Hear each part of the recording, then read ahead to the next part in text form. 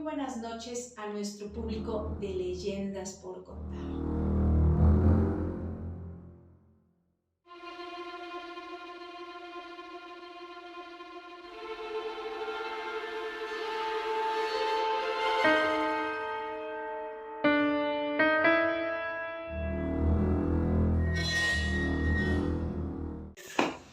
Muy buenas noches a nuestro público de Leyendas por Contar.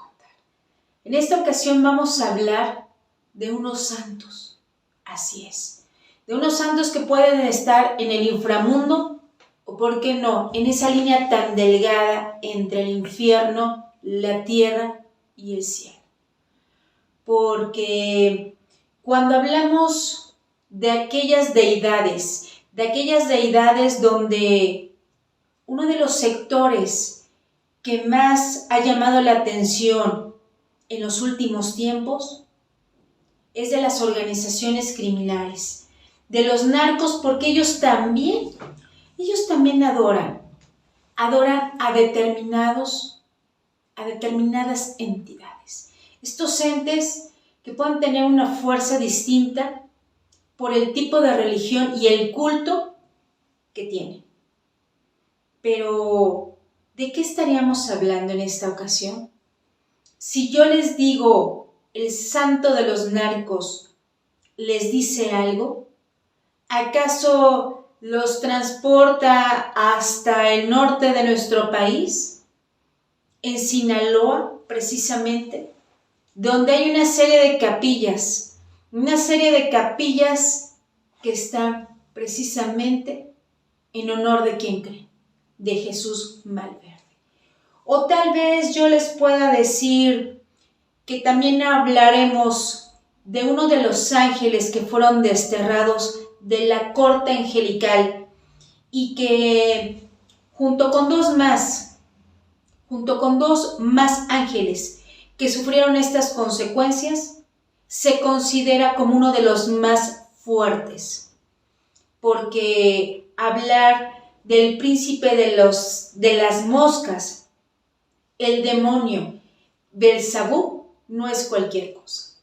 Aunque hay quienes afirman que tiene apariencia de tres distintas caras, ya sea una rana, un perro y hasta de un ser humano, en realidad este personaje cuenta con unas enormes alas tipo murciélago. Pero, ¿acaso ellos son los principales adorados por los narcos? Porque también hablaremos de los narcos satánicos, de Constanzo. ¿Acaso a ustedes les suena este nombre? Porque si hablamos de Matamoros, Tamaulipas, y de ese rancho que ahora está en ruinas, el rancho Santa Elena, ¿les dice algo? ¿Les dice algo también de este culto afrocubano de Palo Mayombe? ¿O tal vez del vudú? ¿O tal vez lo pudiéramos relacionar con otro tipo de religión que tienen los haitianos? Y que es una mezcla completa cuando se trata de hacer este tipo de rituales, porque son rituales por demás sangrientos, por demás tenebrosos, pero que más adelante hablaremos de cada uno de ellos. Y como siempre, tendremos historias que ustedes nos han hecho llegar aquí, en sus redes sociales de su programa Leyendas por Contar.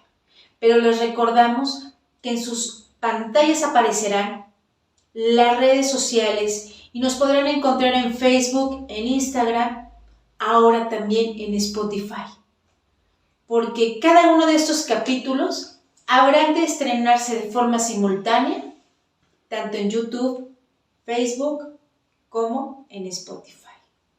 Pero sin mayor preámbulo, comencemos su programa.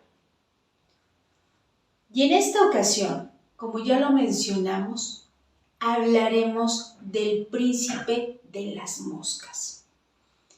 ¿Y esto por qué se dice que es el príncipe de las moscas? porque en la antigüedad quienes lo adoraban colocaban a su alrededor carne podrida. Y la carne podrida obviamente atrae a estos insectos. Estos insectos de color negro, un tanto repugnantes, ¿por qué no?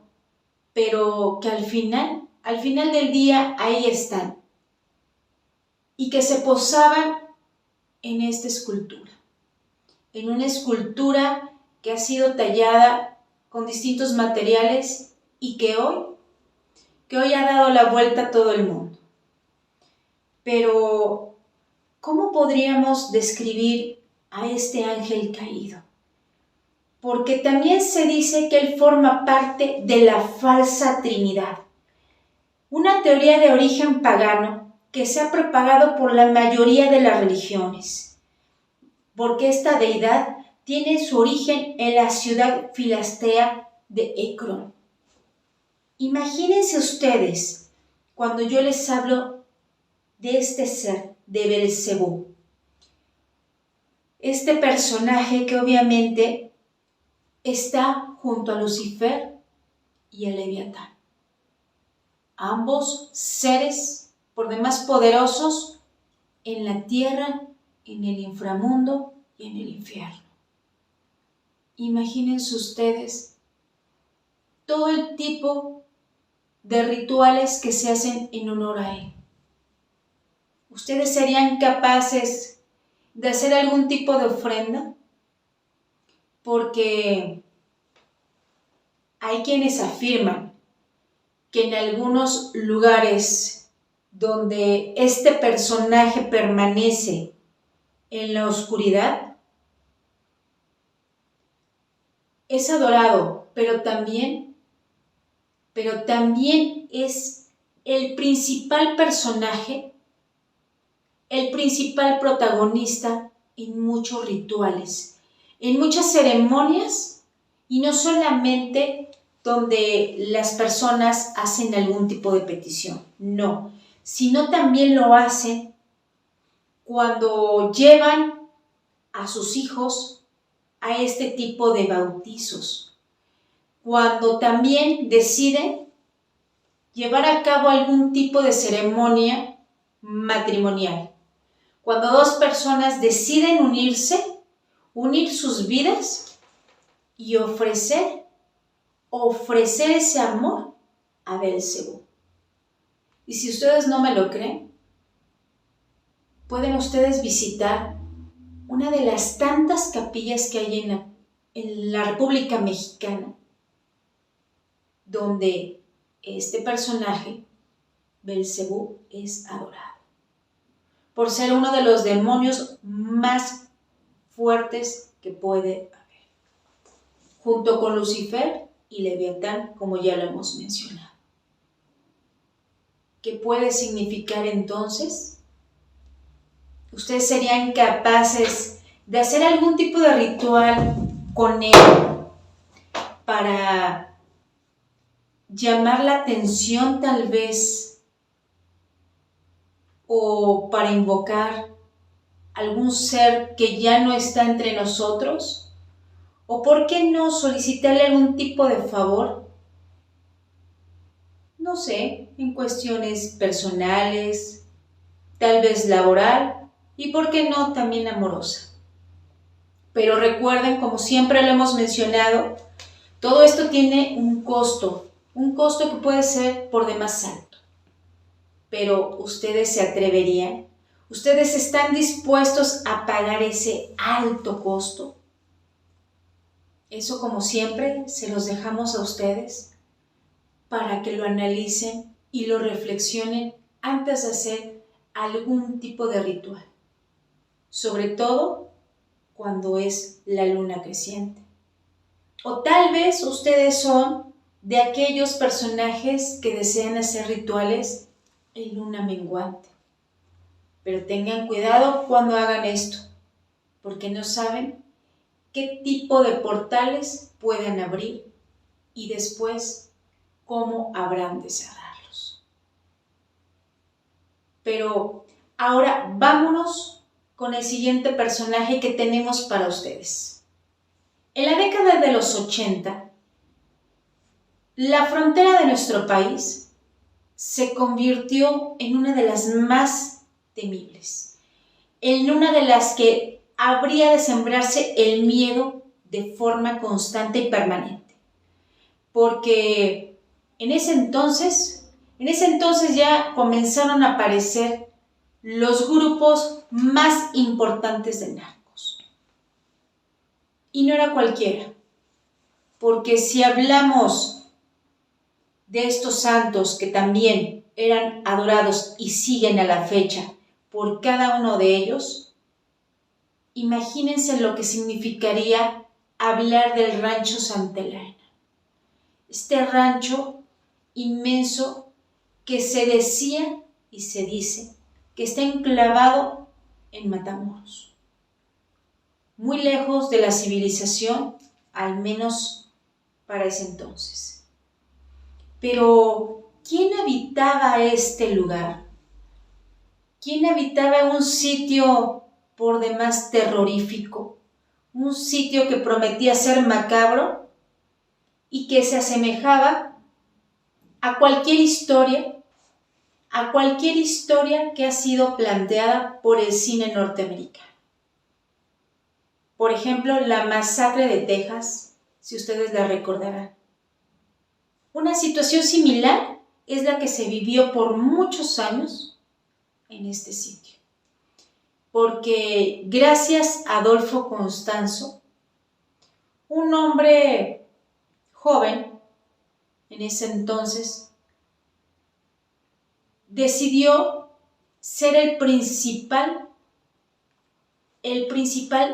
terror de toda esta región, porque él realizaba una serie de rituales que no eran nada sencillos, porque él tenía la visión de asaltar todos los panteones que pudiera y robarse de esas tumbas cuerpos desmembrados, ¿por qué no? Algún brazo, alguna cabeza o un tórax. Pero como cualquier otro ladrón, no tendría él ningún tipo de reparo para seguir con esto. Y como su filosofía era realizar estos tipos de rituales con partes humanas, hervirlas, como era el cerebro, por ejemplo, y hacer una serie de brebajes que debían de ingerir todos sus seguidores, porque se tenía pensado, al menos eso es lo que ellos creían, que al tomarlo serían invencibles y también invisibles a los ojos de la policía. Pero, ¿qué había de realidad en todo esto? Hay que recordar que este culto del palo mayombe no es cualquier cosa. Por tal motivo, debemos de ser muy cuidadosos si tú decides hacer algún tipo de rito, porque no sabes las consecuencias que habrá de tener, no solamente en esta vida, sino en otras más. Y lo peor aún, en contra de tus seres queridos. Pero Adolfo Constanzo no estaba solo. Adolfo Constanzo conoció a una mujer de nombre Sara. Esta mujer Sara, que se le conocía también como la madrina, porque él era el padrino de muchos. Y es que este hombre llegó de Miami. Llegó de Miami para comenzar una vida distinta en la Ciudad de México. Tanto era su atracción hacia el esoterismo, hacia el ocultismo, que él decidió comenzar a hacer algún tipo de trabajo. Al inicio eran trabajos sencillos, tal vez la lectura de un tarot, tal vez algún tipo de limpieza a los clientes, pero al darse cuenta del poder que tenía, comenzó a cobrar otro tipo de cantidades mayores. Y también fue solicitado por políticos mexicanos. ¿Y por qué no? Por otros narcos que lo seguían y lo buscaban para algún trabajo. Porque Adolfo Constanzo había conocido en Haití a un sacerdote del vudú que lo comenzó a llevar por estos senderos del ocultismo, por estos senderos de la magia negra, por lo que poco a poco él ya sabía más que su propio maestro. Y en este afán de tener mayor poder, de sentirse que era el único protector de todos los narcos, él decidió secuestrar a decenas de personas. Cuando él fue detenido en la Ciudad de México y su rancho de Santa Elena era incautado, se hallaron al menos 15 cuerpos. Pero se dice que ese número fue el menor, porque había más. Y todas las personas secuestradas y que previamente habían sido torturadas antes de ser muertas, habían sido muy estudiadas, porque Adolfo Constanzo no iba contra cualquier persona. Si bien todos sus seguidores sabían el perfil de hombre que debían de llevarle, todos tenían ciertas características. De hombres bien parecidos, de hombres de piel blanca, porque pareciera que Adolfo Constanzo tenía una obsesión con ellos, con estos hombres de piel blanca. Imagínate tú que vas saliendo de un bar y de haber después disfrutado de un buen rato con tus amigos y conocidos, eres interceptado por un grupo de hombres, sin saber que tu destino será uno muy macabro. Porque se dice que Adolfo Constanzo era de los más sádicos que puede haber, porque desmembraba a sus víctimas al grado de utilizar alambres y desprender cada uno de los huesos. Imagínate tú traer como una corbata la columna vertebral de su última víctima, de un chico norteamericano de 21 años, que puso a toda la frontera de cabeza, porque su tío era el director de aduanas fronterizas, y al no saber más de él, comenzaron con un operativo impresionante. Un operativo que duró varios días, pero que por desgracia el joven ya había muerto. El joven había sido víctima de las peores torturas que pudo haber cometido Adolfo Constanzo. Y por desgracia, otros más corrieron esta suerte. pero llevar ya como trofeo una columna vertebral. ¿Qué tipo de trastornos mentales pudo haber tenido Adolfo Constanzo? Porque ya no solamente estaríamos hablando de un culto religioso, sino de serios problemas psiquiátricos. Qué grave situación.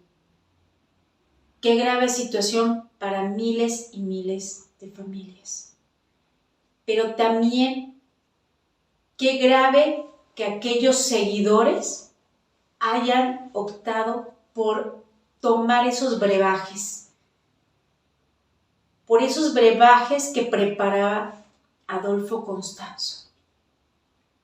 Porque Adolfo Constanzo era capaz de hervir hasta el cerebro de una persona. Y eso debían de beberlo, porque tendrían mayores poderes. Pero, ¿tú qué piensas de este personaje? ¿Qué piensas de los narcosatánicos? ¿Crees tú que aún sigan practicando algún tipo de ritos en nuestro país? ¿Tú conoces algún tipo de historia que quieras relatarme, que quieras compartir conmigo y que, obviamente, podamos leerla aquí, en tu programa de Leyendas por Contar? Pero ahora nos vamos con otro personaje más, con otro personaje que se volvió un ícono y que a la fecha es adorado por miles de personas. Si yo te hablo de Jesús Malverde, ¿sabrás acaso de quién me refiero? Porque hay quienes dicen que esa escultura, que muchas veces puedes percibir, visualizarla en algunos templos dedicados exclusivamente a él en el norte del país y también en el centro y sur, ¿por qué no? Se trataría de uno de los cantantes más famosos que ha tenido en la época del oro México. Porque hay quienes dicen que ese rostro corresponde a Pedro Infante. En realidad no lo sabemos, porque hay otras voces contrarias que afirman que esos rasgos pertenecen a Jesús Malverde. Pero, ¿quién fue Jesús Malverde? Porque ahora sabemos que es el santo de los narcos, pero él fue un Robin Hood mexicano, nacido en 1888. Así es, 1888, cuando Jack el Destripador era el terror de Londres. 1888, cuando en México también ya teníamos al Jack el Destripador. Imagínate lo que significa esta fecha, 1888. Lo que esto significa, esta fecha tan especial. Porque en Paredones, el 15 de enero de esa fecha, nació Jesús Malverde. Hijo de Jesús Malverde. Hijo natural, porque al menos así está sentado en su acta de nacimiento. Este personaje que fue uno de los más temidos en su época, porque se dice que él simplemente ayudaba a todos los pobres.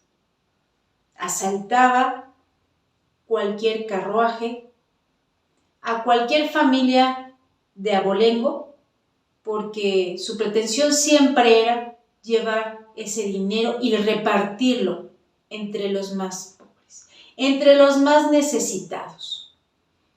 Pero, ¿cómo empieza su historia de Malverde? Bueno, hay quienes aseguran que en 1970,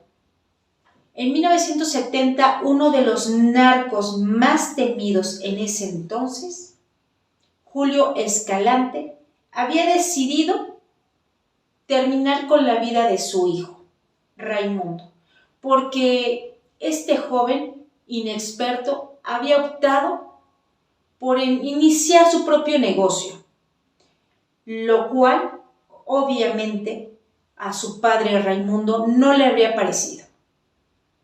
Por ello ordenó que lo mataran. Y fue herido de bala y arrojado al mar. Sin embargo, Raimundo había suplicado también a Malverde su ayuda porque se había arrepentido de lo que había solicitado. Y fue entonces como fue rescatado por un pescador.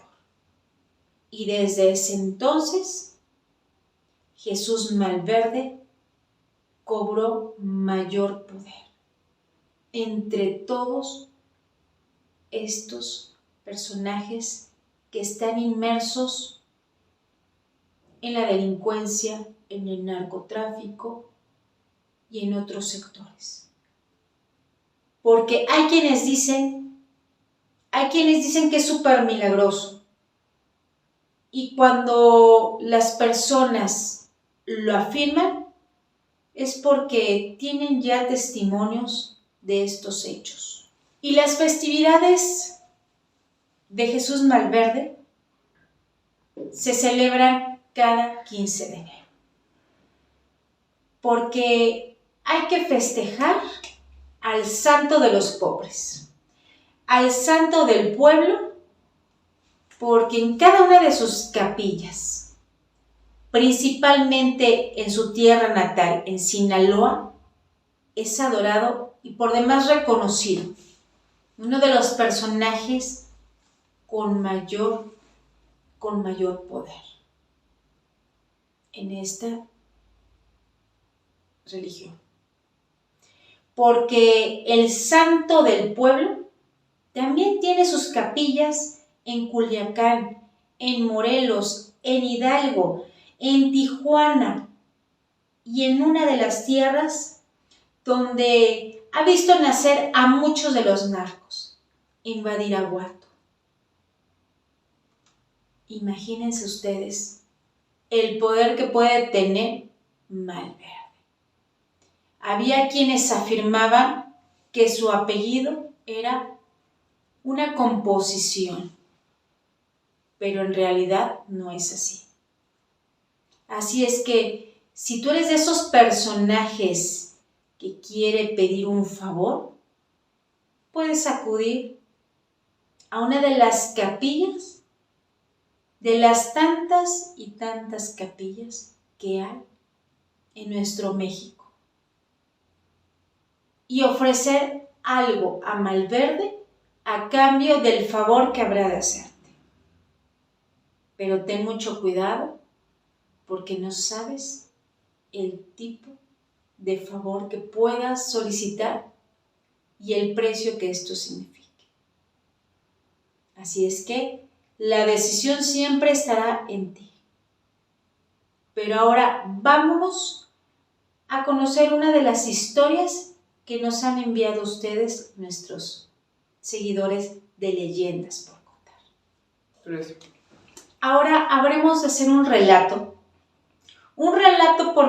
por demás inusual, porque este relato está titulado No apagues la luz, que ellos pueden observar. Y este relato nos lo envía nuestra fan, Vania Pedraza. Antes que nada, quiero aclarar que esta historia es sacada meramente de mi imaginación. Y dice así: por favor, no lo hagas. Por favor, no puedo. necesito mantenerla encendida. Tú no sabes qué es lo que se oculta tras las sombras, tras aquellos lugares, por muy pequeños que sean, pero en los que reina aquella oscuridad tan espeluznante. El hombre se incomodó tras escuchar esas palabras. Siente cómo su piel se eriza y el ambiente se empieza a sentir un tanto distinto, más pesado, como si en el fondo supiera que todo era real. Sintiéndose desorientado e incómodo por la situación, optó por salir lo antes posible, dejando la luz encendida y la puerta de la habitación abierta. El desconcierto y el miedo inundaron aquel pequeño espacio encerrado por unas simples 4 paredes que entre más las observaba, más asfixiado se sentía, como si las paredes se redujeran hasta el punto de dejarlo sin salida, sin opciones, sin oxígeno, aplastándolo sin más. Pasados unos cuantos minutos, desde que aquella alma asustada saliera del habitáculo, la puerta que se había estado agitando se cerró de un golpe. Seguro fue el aire. Se repetía así, para no entrar en más pánico de lo que ya sentía. El foco de la luz empezó a tintinear, hasta llegar a aquel tan indeseado momento en que la oscuridad lo cubra con su manto negro y frío, que bien impregnado traía el miedo, la desesperación bordada y hecha un telar mejor conocida como desconcierto.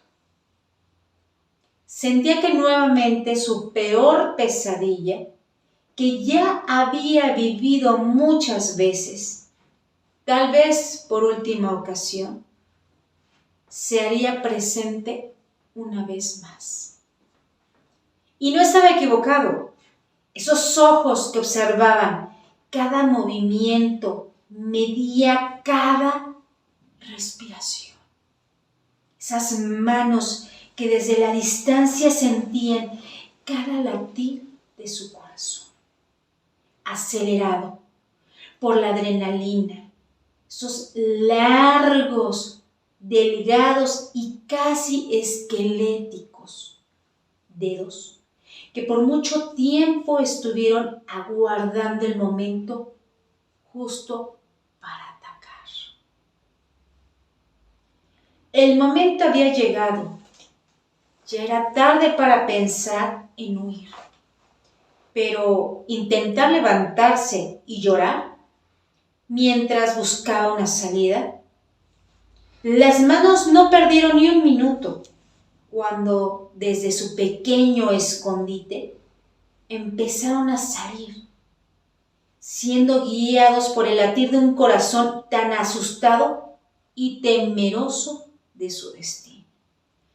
Las manos rodearon su cuerpo, empezando por la boca, siguiendo por los brazos, rodeándolo, bajando por su abdomen hasta llegar a su cintura, terminando con su frente, arrastrándolo para ser devorado. Cuando el sol salió anunciante de un nuevo amanecer, los primeros en iluminar sus finos y delgados rayos fue una pared ensangrentada, en la que se podían leer una frase escrita que a la letra decía: te dije que no apagaras la luz porque ellos pueden observarme. Se leía en una de las paredes, antes blancas. La sangre con la que fue escrita la frase se deslizaba con lentitud, pero sin deformar, eso sí, las letras. Cuando la habitación estaba iluminada casi en su totalidad, la perturbadora imagen de un cuerpo partido a la mitad, con algunas extremidades y órganos faltantes, era lo primero que se apreciaba. La oscuridad es tan hermosamente aterradora que solo pocos valientes se atreven a desafiarla, sin saber que siempre hay algo que los esté esperando a que caigas en su maravillosa trampa. ¿Qué te deja esta historia tan macabra? Una historia por demás tenebrosa, porque desde su título, No apagues la luz, que ellos pueden observarme, te deja más a la imaginación. Pero, ¿qué tanto habrá de realidad? ¿Qué tanto habrá de ficción? Porque esta línea tan delgada que puede ser, no sabemos en qué momento la hemos atravesado. No sabemos si había algo más ahí que nadie vio y que simplemente estaba al acecho de su víctima. ¿Te atreverías a partir de ahora a apagar la luz cuando sabes que te están observando? Bueno, siempre utiliza el hashtag leyendas por contar, porque quiero escuchar tu respuesta. Quiero leer cada uno de tus comentarios. Y, ¿por qué no? Esas historias que pueden tener un tanto de suspenso, un tanto de drama y un tanto de terror. Y un poco de misterio para que aquí, en un capítulo más de Leyendas por Contar, podamos disfrutar tú y yo.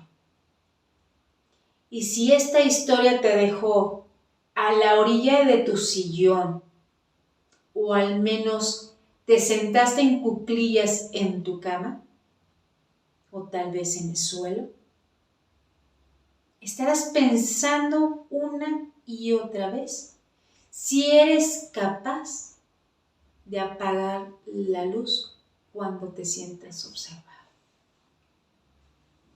Recuerda, tu servidora Paloma Pérez, te espero en un capítulo más de tu programa Leyendas por Contar. Y como siempre te dejamos algo reservado, porque si te gustó el programa anterior donde veías un ataúd en forma de un panqué, esa historia relatada por el chef Emanuel del municipio de Tecozautla, pueblo mágico del estado de Hidalgo, bueno, pues en esta ocasión tenemos otro más reservado para ti. Pero no te contaré más porque es una sorpresa. Solamente te podré decir que si tú eres de estos personajes que les gusta hallar tesoros, deberás tener mucho cuidado en esta ocasión, porque no te va a gustar, no te gustará en lo absoluto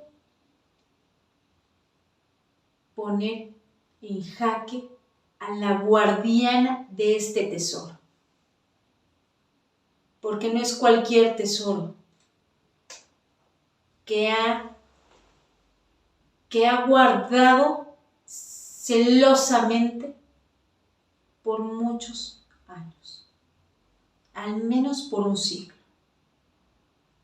Entonces, sin más preámbulo, te dejamos este pequeño reportaje que hemos preparado para ti.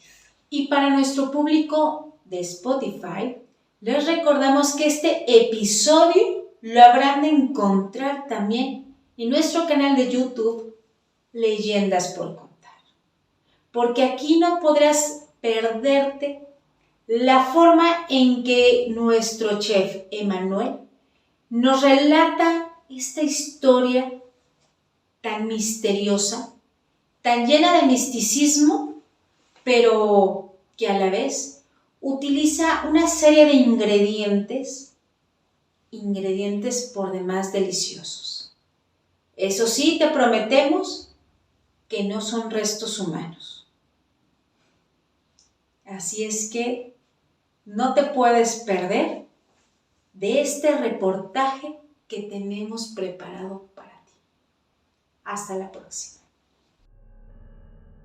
Emanuel, y ahora nos vas a presentar otro platillo que forma parte de las leyendas por contar de Tecozautla. Claro, este se llama la leyenda del Torreón. Cuenta la leyenda que cuando se estaba construyendo o se mandó construir el monumento del reloj en el Torreón, fue para conmemorar el primer centenario de la independencia.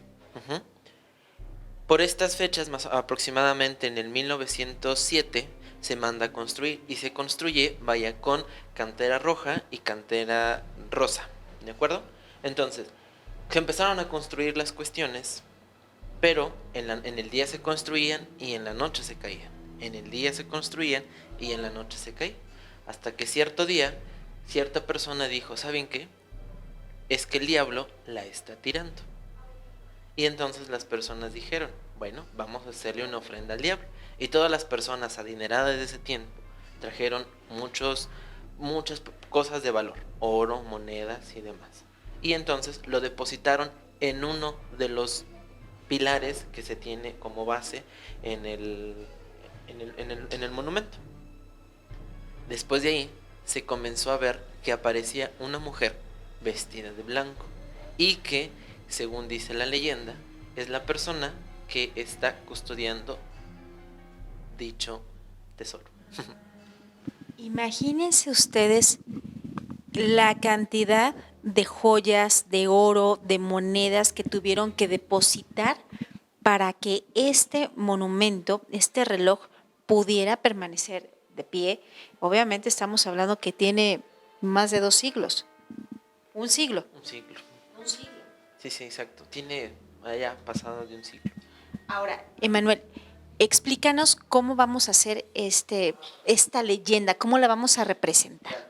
Vamos a ocupar una técnica que se llama dispersión dentro de la cocina, se llama técnica de dispersión. Entonces vamos a hacerlo. Tecozautla tiene el nombre, bueno, su nombre de Tecozautla significa lugar donde abunda el ocre amarillo, que en este caso es una tierra amarilla, que se disuelve muy fácilmente, ¿de acuerdo? Hemos hecho unos panes de miga, se les conoce, y los vamos a poner aquí, representando las 4 columnas de el Torreón.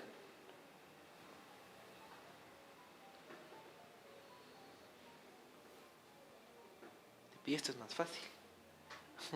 ¿Qué es, yogur? No, esto está hecho, es una combinación de queso crema con manzana molida. Y huele, señores, que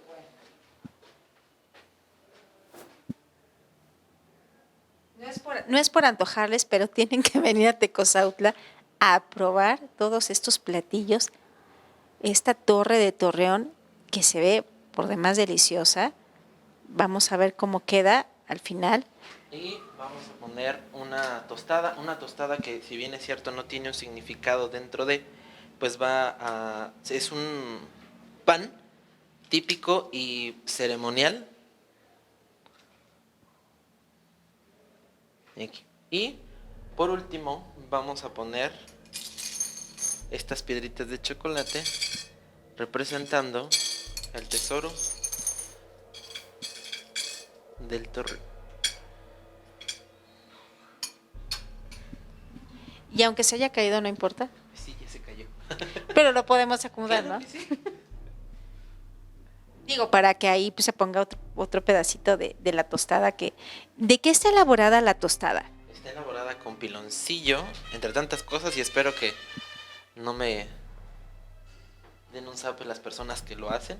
Está elaborado con piloncillo y arriba tiene, en algunas partes lo conocen como mermellón, pero pues es esta azúcar con pintura roja. Bueno, como no espoleamos, tampoco les vamos a decir cómo obviamente logran esta consistencia para lograr estas tostadas que se ven tan delgaditas, pero tienen un olor tan peculiar, muy de casa. Exacto. Bueno, y es que están cocinadas en un horno de leña, perdón. Un horno de leña. Entonces, no es cualquier cosa. Si ustedes pretenden hacerlas en sus hogares, les tengo que decir que no les va a salir en lo absoluto porque necesitan tener un horno de leña. Sí.